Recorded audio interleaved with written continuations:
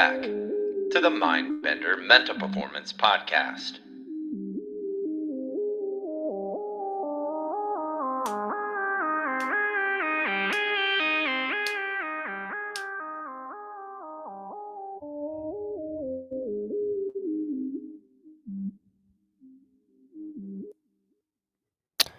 Welcome back to the Mindbender Mental Performance Podcast, the only podcast that former Licey Dominican Winter League MVP and baseball great Enrique Barrenes says makes players fuerta in la cabeza. Yes, because the Yankees need some love today, I've still got the Ron Guidry upper lip dirty dirt squirrel and all.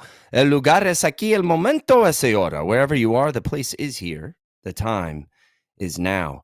Taking it from the clouds to the dirt, one episode at a time. It's about showing up, being present, and knocking down those mental and oftentimes emotional barriers that can get in the way of performing with confidence and consistency.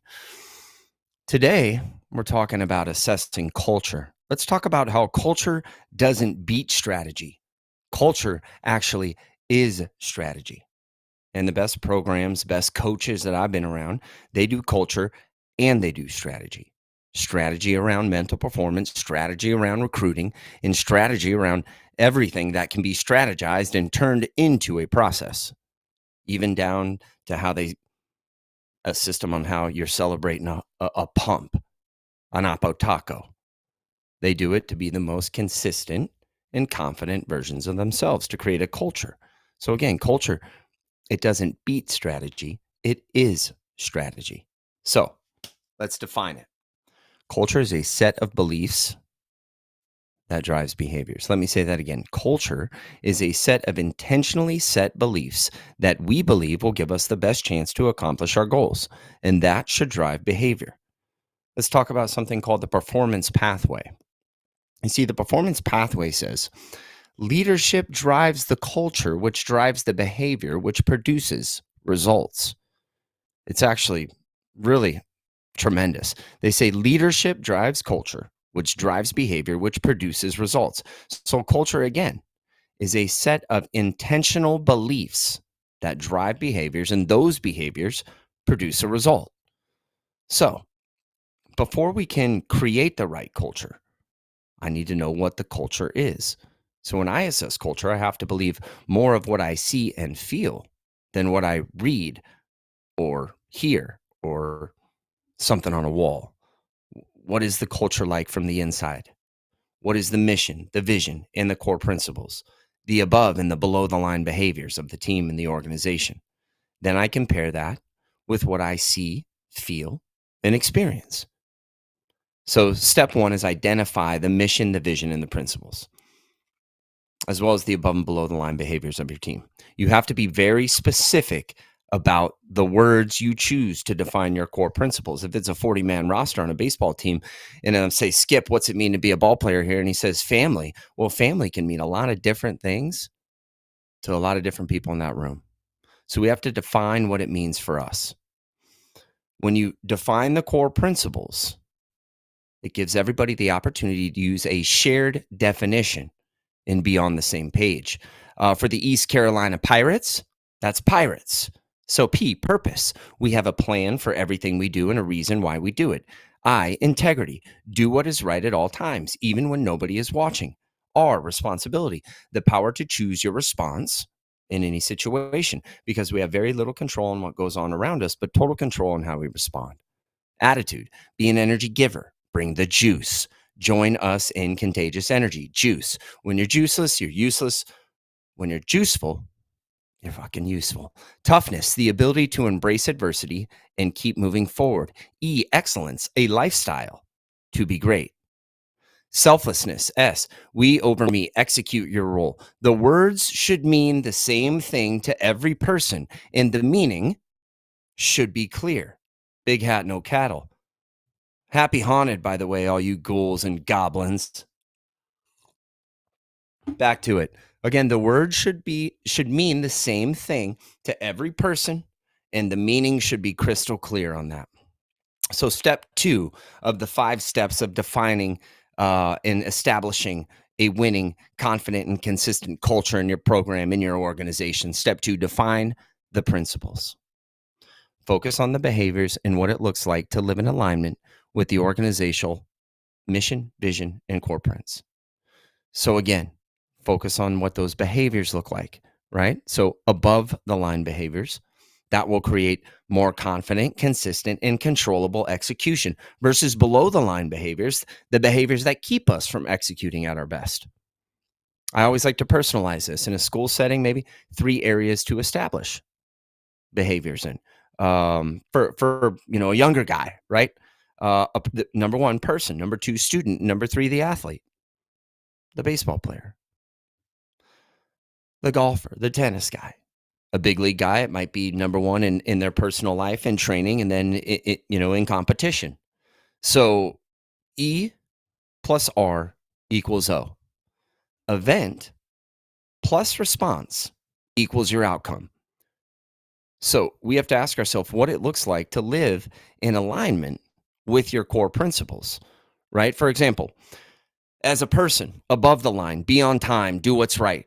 As a student, do your own work, sit in the front row, know your teacher's names. As a player, hustle on and off the field, choose a great attitude, choose confidence, breathe big body language, participate in the game, pitch by pitch, mentally and physically, versus what it doesn't look like to live in alignment with the core principles you define for your team. Below the line, maybe as a person, you're being late, you're lying, you're cheating, you're stealing. Maybe as a student, not knowing your teacher's names, not keeping a planner, a calendar, jacking sleep so you're tired at school, right? As a player, maybe it's no BCD, no bad body language, no complaining, no getting defensive. So we have to give a great common ground for everyone to build off. Step 3, we describe what the above the line and below the line behaviors are. Very simple. Step 4, assess where we're at. So assessing the current culture. How are we living, again, in alignment with what we created in step 2? Our mission, our vision, our principles, and the way that we're choosing to behave. So we're going to assess those behaviors and see if we're in alignment. So a couple ways how we do that. A simple assessment. It can be a 1 to 3 grade scale. And so we take a look at that, and then we can devise throughout the organization, we can hand out and say, hey, what does this look like? We're going to rate the behaviors on this scale. Number 1, it never happens. Number 2, sometimes it happens. Number 3, it always happens, as far as living in alignment with the mission, vision, and principles that we set up. So it could be a 1 to 3 scale. It could be a well, better, how analysis where we go around and ask what's going well, what could be better, and how can we improve? It can be a 360 feedback. We can use a Google form and get that to every person associated with the organization to collect feedback from everyone on the team, looking for trends and patterns where we can course correct.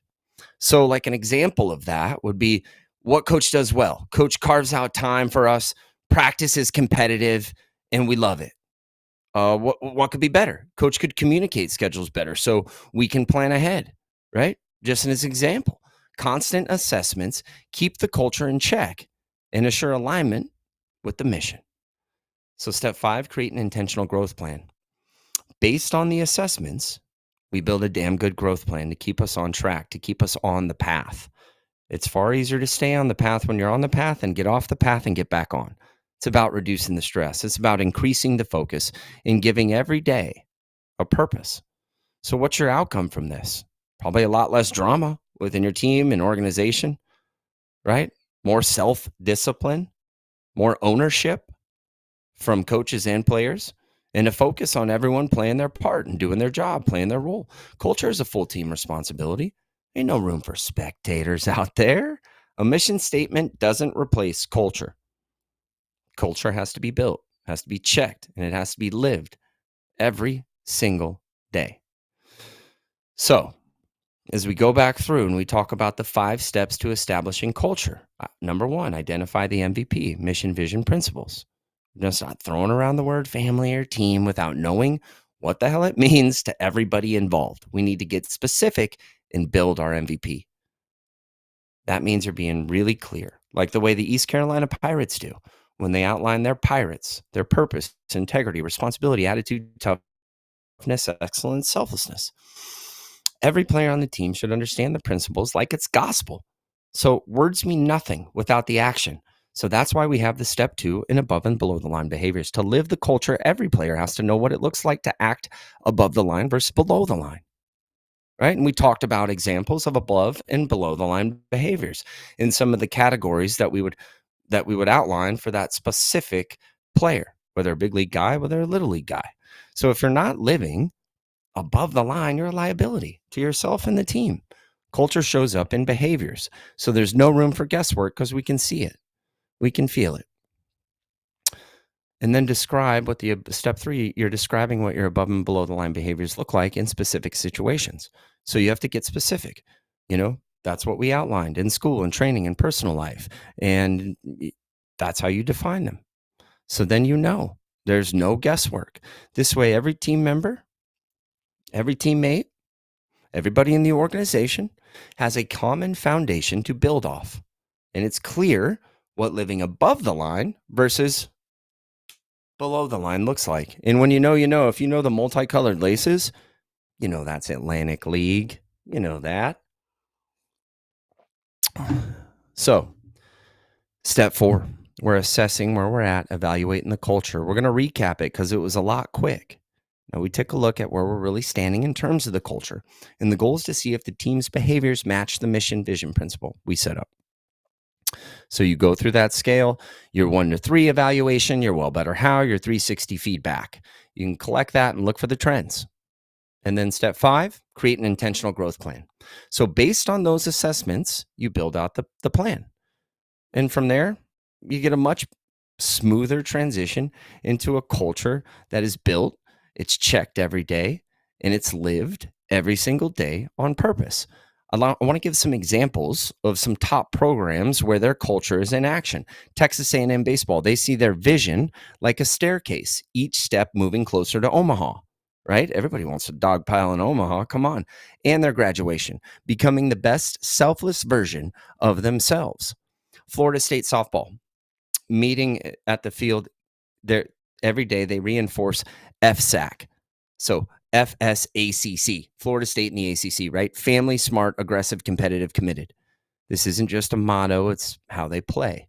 LSU softball, their core values spell out Tigers: trust, integrity, grit, energy, relentlessness, selflessness. These principles are lived in every damn day. Culture is taught, reinforced, and constantly discussed at the best programs. So the final takeaway, culture's a grind. It's a responsibility everybody owns. It's not something you write down and then forget. It's an everyday commitment that's built, checked, and lived. So when it comes to culture and everything else, because how you do anything is how you do everything, nothing is owned. The rent is due. The rent is due every day. So you got to pay that rent. It's been an honor and a privilege to be with you today on another Mindbender Mental Performance podcast. Para mis jugadores latinos, más línea, más vida. Hasta la próxima. Recuerdo, si quieres ser un jugador disciplinado, comprometido y preparado en el futuro, empiezas esa mierda hoy. So necesita lo que so necesita y lo mejor está por venir. Until next time, remember, if you want to be a disciplined, committed, and prepared ball player in the future, you start that shit today. It fucking takes what it takes, and you already know. The best is yet to come. Small step for man, one giant leap